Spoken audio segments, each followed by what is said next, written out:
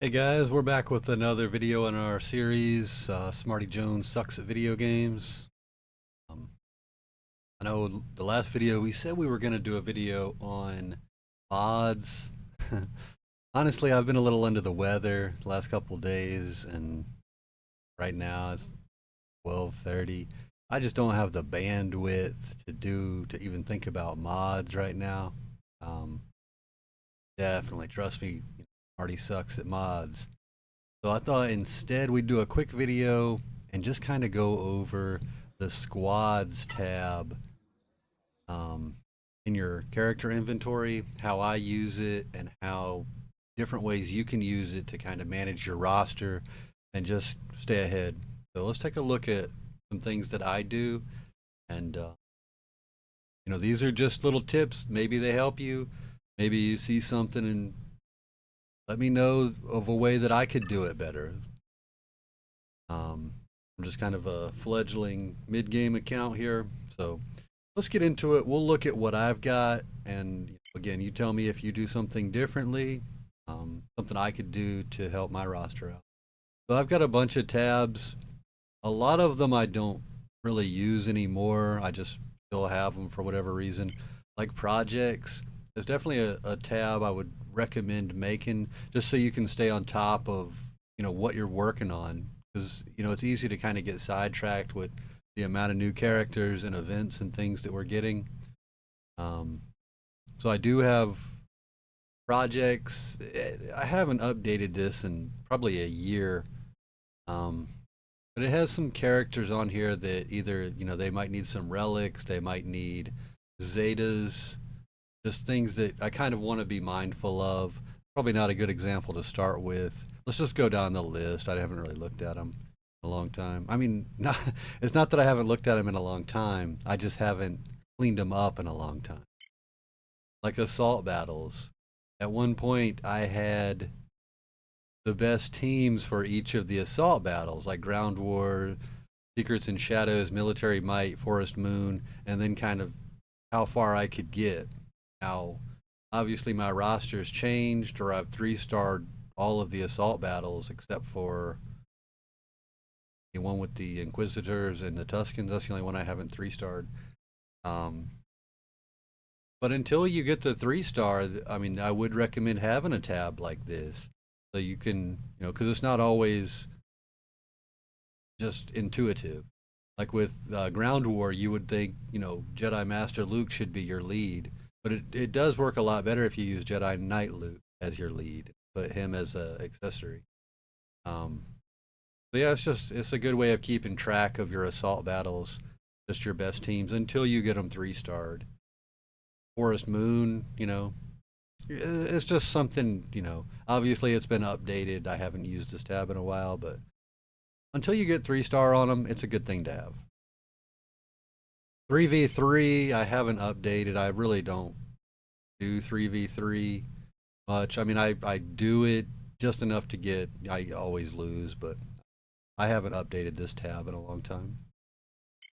Zetas. I do keep a tab for Zetas. It just kind of is a helpful reminder of where I want to put my Zetas. I don't hoard Zetas. I don't have them sitting around. As soon as I get one, I already know where it's going to go. And I stick to this list pretty good. Right now, any Zeta I get obviously is going to go on Leia. Before that, I was saving up to put on Maul. Maul's a long way. He has 0, but it's going to be a while before Maul gets any Zetas. Keller and Beck's already got his 2, so we can get rid of him. So, I don't update it as much as I should, but it's just an easy way to kind of keep an eye on it. It's easy to get a Zeta and think, oh, I got a Zeta. I think I'll put it on Temple Guard, but this just kind of keeps you on track. Conquest, I have all the Conquest characters just so I can keep track of, I can see my shards and see how far along I am on each character. Looks like right now I do have all the characters except for Queen Amidala and Malgus. But before I did, this is a good tab I could keep an eye on.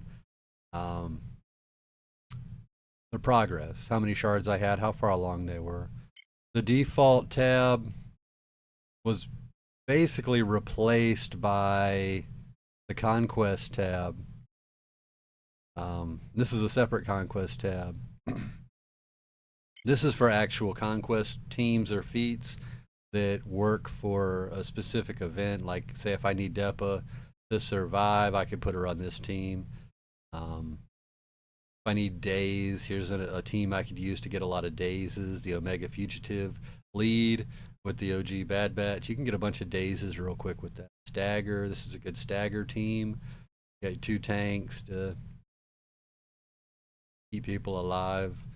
DSF gets a lot of dazes. Buff immunity. You know. So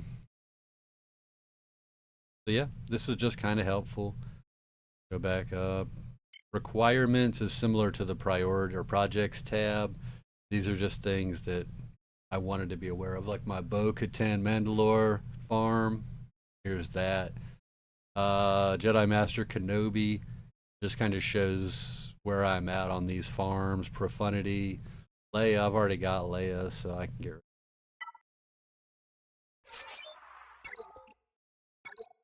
And Ahsoka shows all the characters I need to farm for Ahsoka.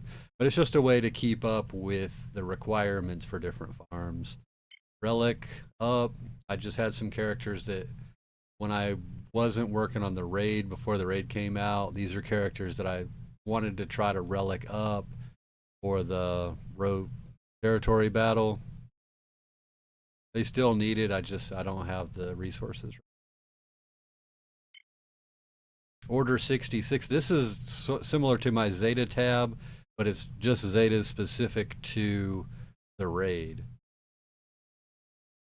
So again, I've already got both on Keller and Beck, so I can dump him. But yeah, it's kind of a priority list. Maybe I don't need Infant's Nest as a top priority right now for the raid, but 66 I have set for the raid teams that I use, just so I can manage different things and just look at it and kind of tell different possibilities for raid lineups.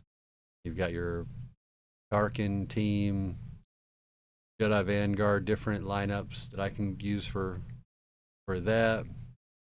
It has changed a little bit. Mace Windu team, leftovers. I've got Bad Batch 2. These are the solos and then some pirates, but yep. Ship. These are just some ship crew members that I need to level up, need to work on mods and relic levels. But the main thing, the most important tab, and really the reason why I wanted to go over this, is I have it called GAC 20. This pretty much just has all the squads that I use. Mostly for GAC. I could also use it for territory wars, but it's just a good way of setting your teams up. And it may seem intuitive, you don't need to do this, what's the point, you can just go in there and pick them anyway. And now it saves a little bit of time, but also it helps in the sense that sometimes you forget why a character needs to go somewhere. So if I'm doing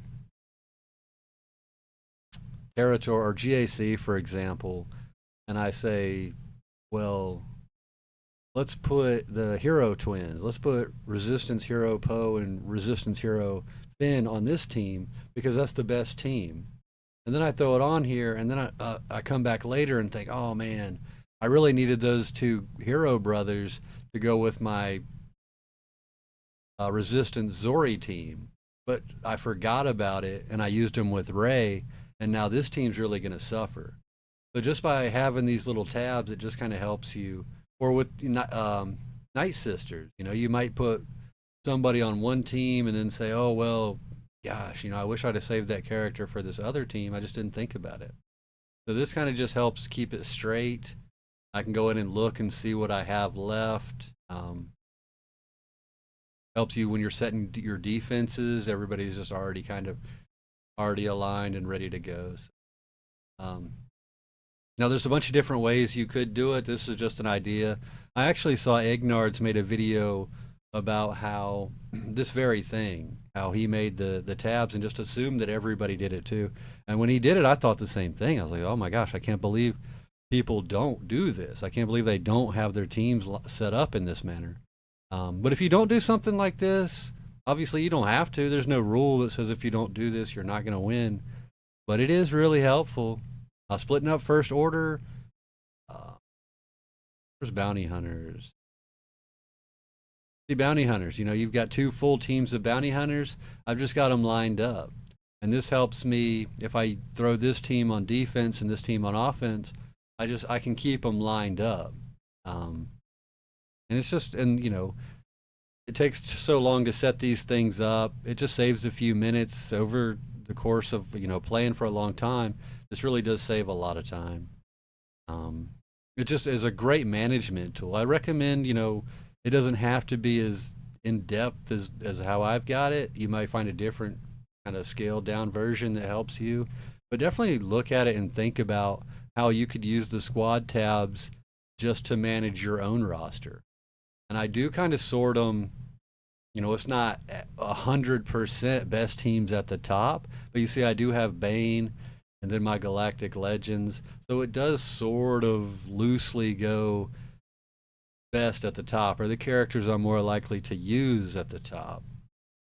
And as it goes down, you'll see they get worse and worse.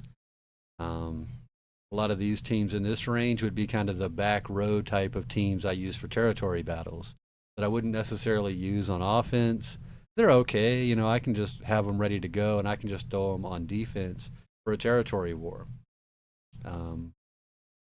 Zombies and Iden, you know, they're kind of interchangeable. I try to keep them near each other for teams that are compatible. So I wouldn't use both of these teams. It's just whichever situation I need at the time, I could cherry pick the Imperial Remnants and throw them with the zombies if I need to use this team. So if I'm in GAC, I'll probably use Iden. If I'm in Territory Wars, I'd probably use zombies. I wouldn't necessarily use them both. But yeah, let me know what you think, if this helped, or if you have a better suggestion that could really help me do it better. Definitely let me know, okay? But I appreciate you staying and hanging out with us for a few minutes there, and have a great rest of your night. Bye.